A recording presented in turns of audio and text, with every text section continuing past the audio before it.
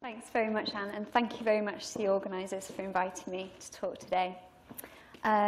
So it's funny because I've got Richard's slides up on this screen, so I'll have to look at this screen.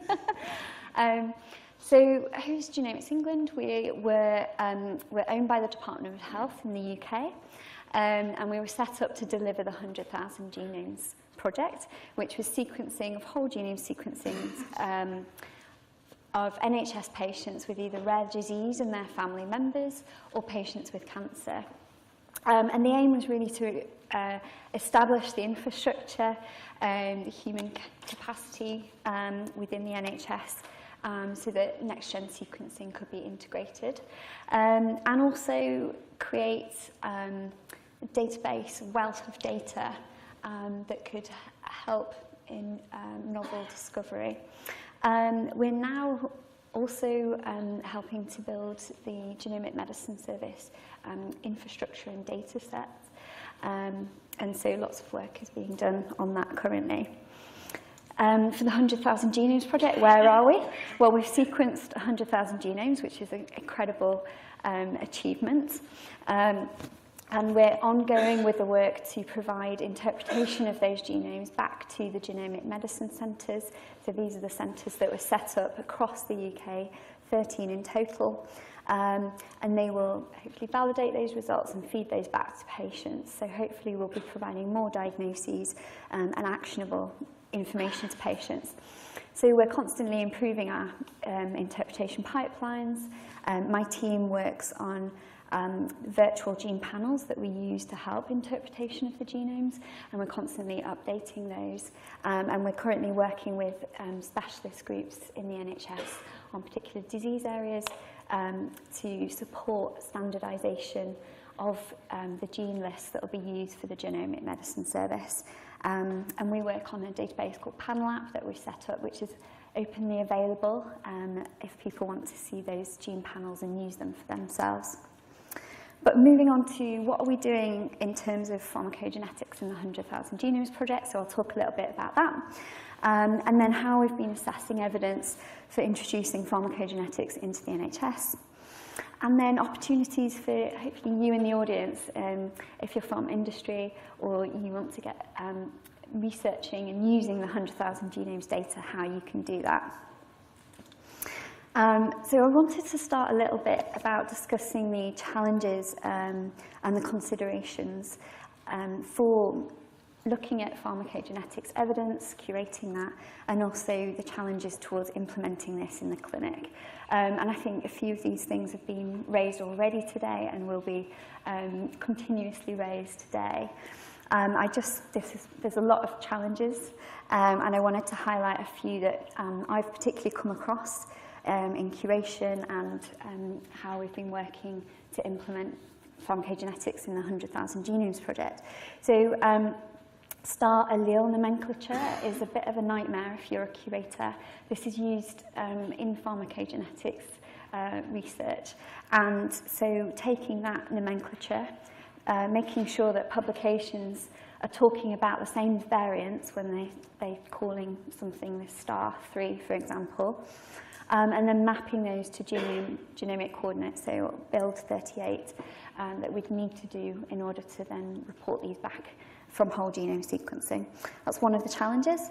The evidence base, how much evidence do you need? Could be unethical to actually have a randomized control clinical trial when you know that giving a patient that drug may cause a severe adverse reaction. There are differences between the guidelines that are available for pharmacogenetics and differences between different regulators. So drug label information between the FDA, the EMA, Japanese labels, Canadian labels may differ slightly. And so how do you bring that all together and come to a consensus? How do we keep up to date with new knowledge and novel variants that are being reclassified? And also, if we're talking about whole genome sequencing as well, how do we deal with copy number variants and HLA alleles that are important in pharmacogenetics? So, moving on, what are we doing for pharmacogenetics in the 100,000 Genomes project? So currently, for our cancer analysis, looking at the somatic genome, we prioritise our domain 1 variants, and these are variants that are found in actionable genes or themselves have been curated as actionable.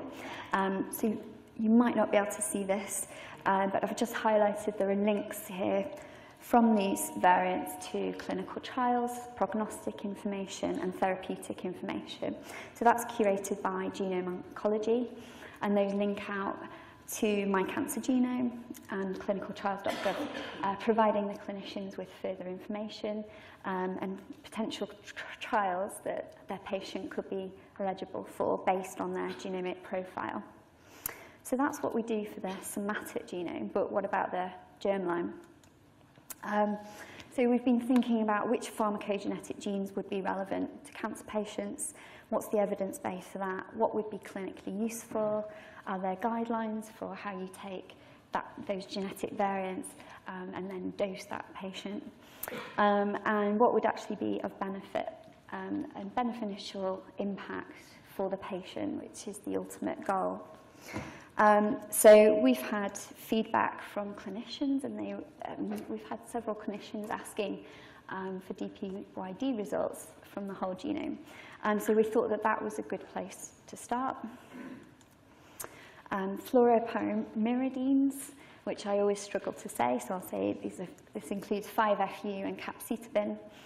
They're anti-metabolic drugs, and they cause ultimately cell death in the tumour. They're widely used in cancer treatment, so predominantly breast, gastrointestinal and colorectal cancer. However, around 30% of patients receiving these drugs will get severe toxicity, and there is a risk of death as well with these drugs. Underlying this toxicity, one of the factors underlying this is actually germline variants within the DPYD gene.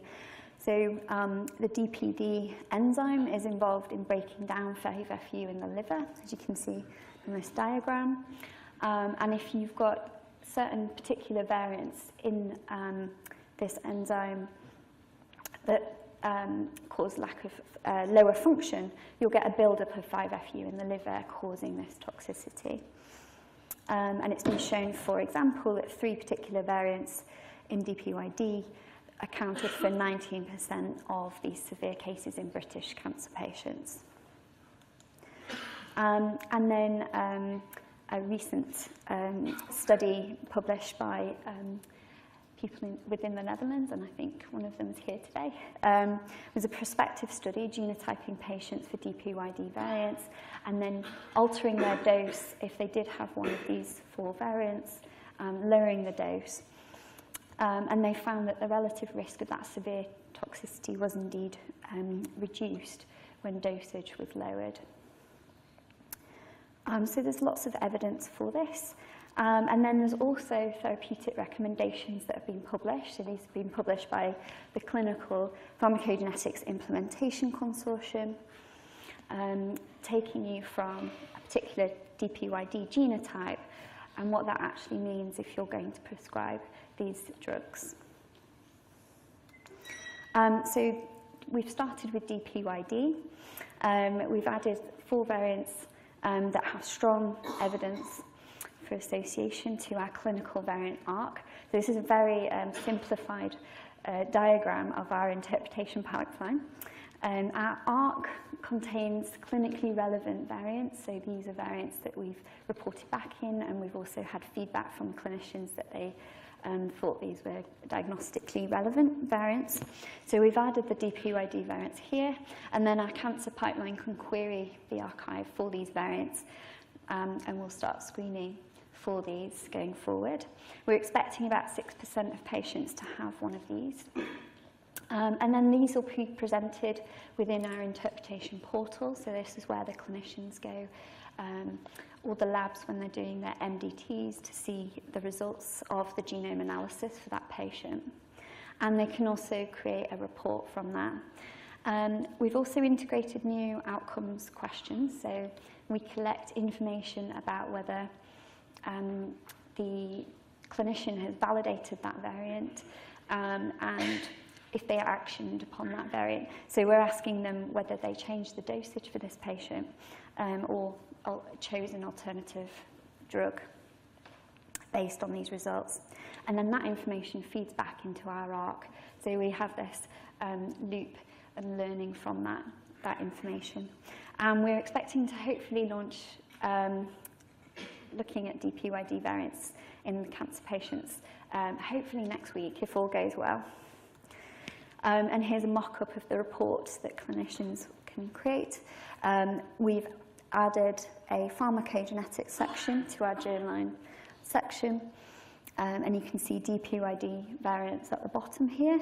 They'll link out to PharmGKB for more information about the variants, and there'll also be a link to an interpretation document. So that will help provide more information about what those variants mean and for particular genotype combinations. So here's an example. If we look at here, this one, this genotype would confer poor metabolizer phenotype, and the guidelines based on the CPIC and the Dutch guidelines are to either avoid using 5-FU and capecitabine or use an alternative, a much reduced dose of the drugs, and obviously monitor the patient closely. So to summarise, in the 100,000 Genomes project, we report back on actionable variants in the somatic genome, and then hopefully from next week we will be starting to report back on DPYD in the germline. And we're ongoing with work with NHS England to assess additional gene-drug pairs, looking at what evidence these have, and we're hoping to then report those back as part of additional findings for the 100,000 Genomes project. So that's the next section of the talk. Going into what we've been working with NHS England, we have an NHS England, Genomics England working group for pharmacogenetics that was set up in 2017, and we have members from around the UK as well as one from the Netherlands who have expertise in pharmacogenetics from different disciplines.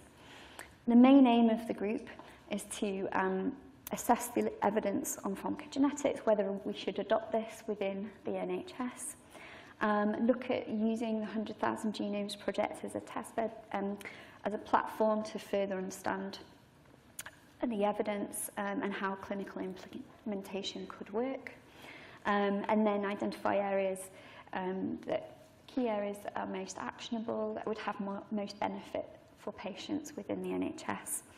And then also scope out horizon scan for new pharmacogenetics opportunities that we need to be aware of. So far we've looked at, created a huge list of gene-drug pairs, over 220. We developed a scoring framework for these, looking at how likely are we to see an actionable variant in this gene, looking at the level of clinical benefit if we were to implement this, how often is the drug prescribed in the NHS, if it's not really used anymore, it may not be worth implementing, and then looking at the evidence level for that gene-drug pair as well. We've then scored the pairs and created this shortlist, and then done further refinement on that, so looking at economic analysis, clinical utility, and further sort of drug evidence assessment. So next steps are, we're working on recommendations around patient eligibility and volumes, technology and operational requirements, validation and reporting, decision support and education and training. And hopefully all of this work will be informed by the 100,000 Genomes project, so the DPYD screening that we've implementing, data analysis within the data environment, and then piloted by reporting back 400,000 Genomes participants as part of secondary findings, additional findings. So moving on to opportunities for research and industry on pharmacogenetics. The Genomics England data environment has all the genomes from the 100,000 Genomes project, plus the primary clinical data. So that was the data collected by clinicians when that patient was recruited. We also have secondary data, and that includes hospital incidents and patient-reported outcomes too. And then we have the clinically relevant interpreted information. So that's the information that we provide back as a part of our interpreted genome service, as well as outcome questionnaires from the clinicians themselves on which variants they reported back as being diagnostic, for example, or actionable. So it's a huge wealth of data within that data environment. How can you get access to it, and how can you get involved? So if you're part of industry, we have the Discovery Forum, which is industry stakeholders driving translational research, looking at precision methods, diagnostics and therapeutics. We have over 130 members so far, and that's always increasing. These are R&D companies, biopharmaceutical companies, as well as sequencing and bioassay informatics companies, and regulatory bodies and charities too. So the forum is a place you can also create collaborations not only with academia but also within the forum and networking as well. So please do contact us if you're interested, or come talk to me later on. And then if you're on the academic side, you can join a GSIP group. These are clinical interpretation partners. Research consortium groups, so these are often disease-specific or they can be cross-cutting. We've now got over 3,000 researchers who've registered from almost 400 institutions worldwide. So it's a huge network of researchers and many collaborations that are ongoing within the data environment. We have a Stratified Healthcare and Therapeutic Innovation GSIP group for people who are interested. That's led by Mark Caulfield. And then within that, we have a Pharmacogenetics GSIP group led by Munir here. And Richard will be presenting in the next talk a bit more about what he's been doing in the data environment within this GSIP group. So if you're interested in joining, please do come and talk to us, or go to the Genomics England website. So to summarise, I've talked a bit about the pharmacogenetics we're doing with the 100,000 Genomes project, and then working with the NHS to assess evidence for introducing this to the NHS, and then talked about the sort of research and industry opportunities that you have with the data environment. I'd like to thank everyone on this slide, in particular the 100,000 Genomes participants and everyone that's been involved in that project. Our colleagues within Genomics England and within the NHS, and lots of the members of the working groups who are here today as well, who've done a lot of work on this. Thank you.